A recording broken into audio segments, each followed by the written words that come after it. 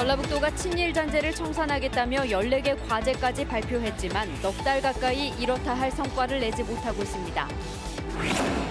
서울과 부산 등에 이어 전북에서도 이달부터 한 달에 30만 원씩 청년 수당이 지급됩니다. 전주에서 화물차 2대가 정면으로 부딪혀 새벽에 일을 나선 화물차 운전자 2명이 숨지고 1명이 크게 다쳤습니다. 일본의 경제 도발로 반일 감정이 고조되고 있는 가운데 일본군 위안부 피해 사실을 고백한 뒤 30년 가까이 인권과 평화 운동가로 살아온 김복동 할머니의 다큐가 개봉됐습니다.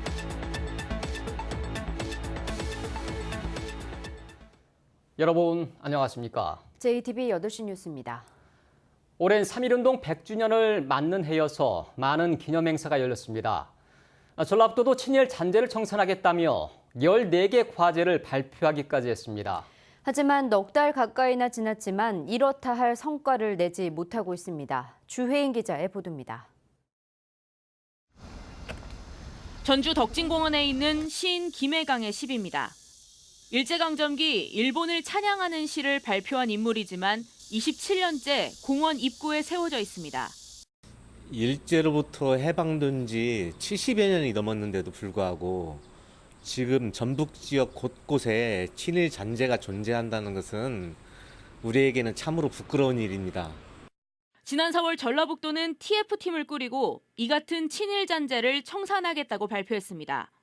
문제가 된 김해강 시비에 친일 안내판을 설치한다는 계획이었지만 이루어지지 않았습니다. 이 밖에 13가지 친일 청산 과제를 내놨지만 완료된 건 친일 인명사전을 도청 사무실에 비치하고 김해강 시인의 기록을 수정한 것이 전부입니다. 나머지 과제는 관련 기관과 협의가 필요하거나 검토 중이라며 넉 달째 논의만 하고 있습니다.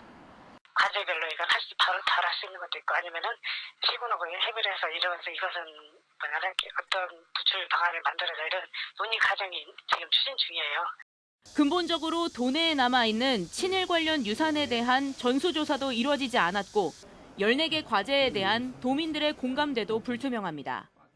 전수조사를 위한 추경 예산을 확보하고 또 분야별로 TF 전문가 회의를 정기적으로 개최해서 세부적인 청산 계획을 세우고 이제는 도민과 함께 지속적으로 친일 잔재 청산 활동을 강력하게 추진해야 합니다.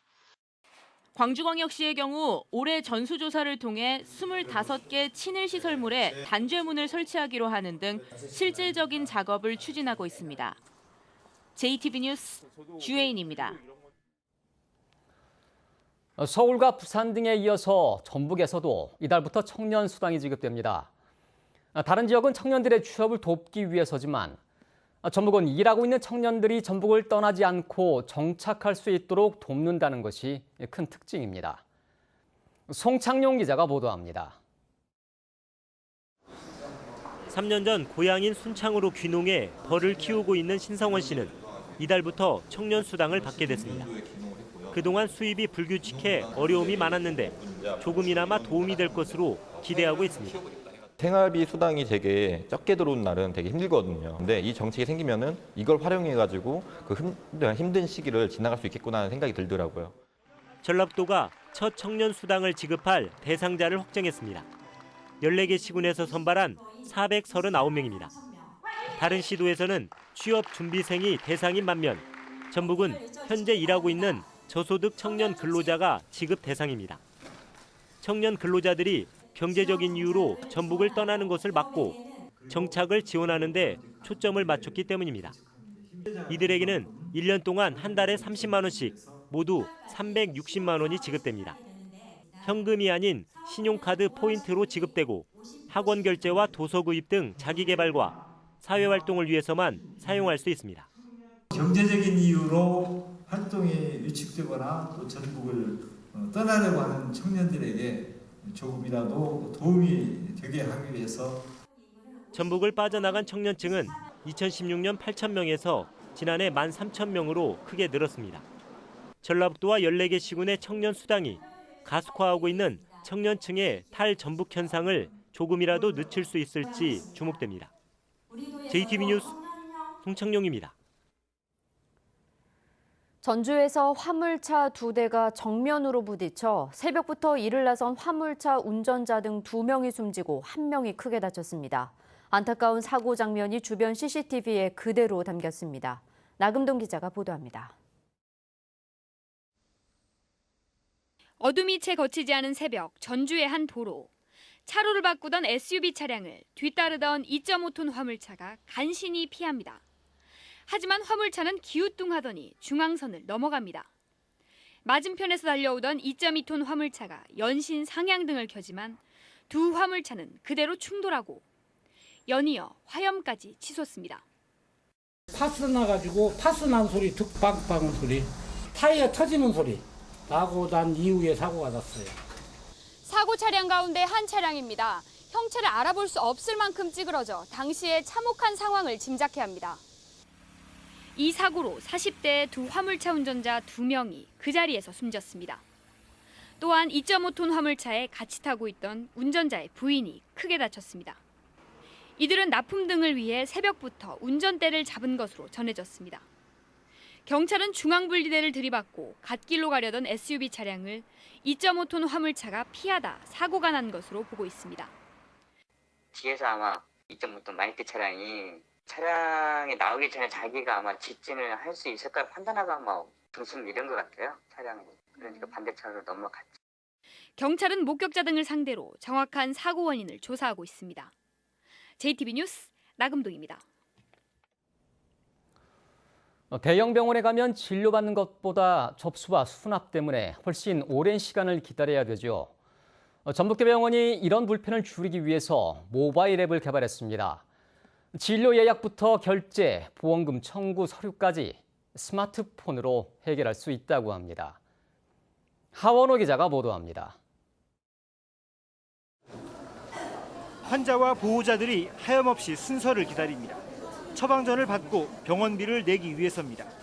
진료받는 시간보다 기다리는 시간이 더 길다는 푸념이 나오는 이유입니다. 시간도 바쁘고 한데 또 불편한 환자 같은 경우는 대기 시간이 좀 길어서 많이 힘들죠. 전북대병원이 이런 불편을 줄이기 위해 호남 지역에서는 처음으로 모바일 앱을 개발했습니다. 진료 예약부터 당일 병원에 도착했다는 진료 접수, 대기 순서 확인까지 버튼만 누르면 가능합니다. 진료비 납부는 물론 실손 보험금 청구 서류도 모바일을 통해 보험사에 손쉽게 보낼 수 있습니다. 서류 하나 뜨려고 하면 병원에 직접 와서 떼야 하는데 지금은 이 애플리케이션 설치를 해놔서 시간도 단축되고. 이 모바일 앱은 출시 한 달 만에 접속 건수가 3만 건을 넘었습니다. 병원 모바일 앱을 개발한 이후에 환자들의 만족도가 크게 향상됐습니다. 향후 모바일을 통해서 다양한 서비스를 개발해서 환자들이 더 빠르고 편안하게 진료받을 수 있도록. 편리한 모바일 앱이 대기 환자로 가득했던 병원의 풍경마저 조금씩 바꿔놓고 있습니다. JTB 뉴스 하원호입니다. 오늘 단행된 정부 개각에서 전북 출신 3명이 장관급에 발탁됐습니다. 이정옥 여성가족부 장관 내정자는 전주여고와 서울대 영어교육과를 나와 대구 카톨릭대에서 교수로 재직하고 있고, 은성수 금융위원장 내정자는 군산고등학교 서울대 경제학과를 나와 현재 한국수출입은행장을 맡고 있습니다. 민주당 전북고창 지역위원장을 지낸 정읍 출신의 이수혁 의원은 주미대서로 발탁됐습니다. 한편 원광대 총장을 지낸 정세현 전 통일부 장관은 민주평통 수석부의장에 임명됐습니다. 금융위원장에 전북 출신의 은성수 수출입은행장이 내정되면서 금융중심지 지정과 금융 관련 공공기관의 전북 이전에 미칠 영향이 주목되고 있습니다. 은성수 금융위원장 내정자는 금융공공기관 지방 이전은 정부와 국회가 종합적으로 판단할 문제라는 입장을 보여왔습니다. 전랍도는 금융기관의 전북 이전과 한 차례 무산된 금융중심지 지정에 긍정적인 효과를 줄 거라는 기대감을 내비쳤습니다. 임실과 고창, 완주의 일부 목장형 유가공 업체가 생산한 유제품에서 대장균 군이 기준치를 넘게 검출됐습니다. 식품의약품안전처에 따르면 임실 A업체의 치즈와 B업체의 치즈와 요거트, 고창 C업체 요구르트와 완주 D업체 요거트에서 대장균군이 기준치를 추가해 검출됐습니다. 식약처는 이들 제품의 판매를 중단시키고 회수 조치했습니다. 해당 제품은 식약처 홈페이지에서 확인할 수 있습니다. 김복동 할머니는 일본군 위안부 피해 사실을 고백한 뒤 30년 가까이 인권과 평화운동가로 살아왔는데요. 일본의 사죄를 받기 위해 싸워온 김복동 할머니의 삶을 담은 다큐멘터리가 개봉했습니다. 정원희 기자입니다.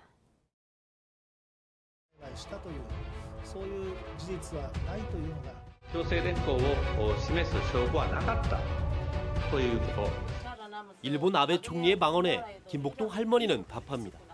본인이 진우가 살아있는데 지금 진우가 없다면서 말이 됩니까? 청구해 고아라. 1992년 김복동 할머니는 자신을 일본군 위안부 피해자로 신고합니다. 그리고 일본의 사죄를 받기 위해 27년간 이어진 할머니의 기나긴 여정. 올해 초 94세 나이로 세상을 떠날 때까지 위대한 투사로 살아온 할머니의 삶이 온전히 담겼습니다.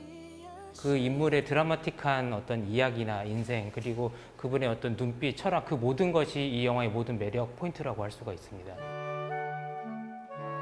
예술 공간으로 변한 오래된 목욕탕에 동심의 세계가 펼쳐집니다. 오른손잡이가 어색한 왼손을 쓰는 것만으로도 어릴 적 간직했던 마음으로 돌아갈 수 있다는 작가의 믿음. 그 믿음에 공감하다 보면 관람객들도 어느덧 예술가의 삶에 빠져듭니다. 왼손은 어색하잖아요. 그래서 왼손으로 그릴 때 어렸을 때 내가 느꼈던 감각들, 감정들, 그 행복감들을 새롭게 느낄 수 있다는 게 장점인 것 같습니다. 사진과 회화, 영상, 조소. 낯선 조합이 하나의 덩어리가 되면서 신선한 시각적 경험을 선사합니다. 복합적이면서도 감각적인 현대 외국 작가의 예술 세계를 한눈에 살펴볼 수 있습니다. JTB 뉴스 정원익입니다. 전주시의회가 오늘 결의대회를 갖고 일본의 경제 보복 중단과 과거사 사죄를 촉구했습니다. 전주시의회는 일본 정부가 과거 군국주의의 만행을 사과하기는커녕 한일 관계는 물론 세계 무역 질서까지 무너뜨리고 있다며 명분 없는 수출 규제 조치와 경제 침략 행위를 중단해야 한다고 주장했습니다. 더불어민주당 전북도당이 일본의 경제 침략 대책을 마련하기 위한 민관정 연석회의를 개최합니다. 오늘 12일 열리는 회의에서는 송하진 도지사와 도내 상공회의소 회장들, 그리고 안후영 도당위원장과 국회 이춘석 기재위원장 등 행정, 민간, 정계 인사들이 머리를 맞댑니다. 참석자들은 일본의 수출 규제로 인한 도내 기업의 피해 상황과 현안을 파악하고 구체적인 대응 방안을 논의할 예정입니다. 고용노동부 전주고용지청이 청사에서 농성을 벌인 민주노총 조합원들을 고발하자 민주노총이 반발하고 나섰습니다. 전주고용지청은 지난 3월 민주노총 전북본부 조합원 30명이 청사를 불법 점거하고 업무를 방해했다면서 이들을 경찰에 고발했습니다. 민주노총 전북본부는 성명서를 내고 KT 하청업체 노동자의 단체 교섭 중재를 요구하는 단체 행동을 고발한 건 노조 혐오를 조장하는 거라고 주장했습니다. 국가인권위원회가 국가인권교육원 설립을 추진하고 있는 가운데 최성애 위원장이 인권교육원 후보지 가운데 한 곳인 전주 옛 자림학교를 방문해 둘러봤습니다. 전라북도는 옛 자림학교의 국가인권교육원 유치를 추진하고 있지만 발달장애인 학부모들은 발달장애인을 위한 평생학습관 설립을 요구하며 반대하고 있습니다. 전주지법 형사 6단독은 승용차로 신문 배달원을 치고 달아난 혐의로 기소된 22살 정모 씨에게 징역 1년 6개월을 선고했습니다. 군 복무 중이던 정 씨는 지난 1월 전주시 효자동의 한 도로에서 오토바이를 타고 신호를 기다리던 신문 배달원 56살 김모 씨를 승용차로 치고 달아난 혐의로 기소됐습니다. 중태에 빠진 김 씨는 사고 6개월 만에 숨졌습니다.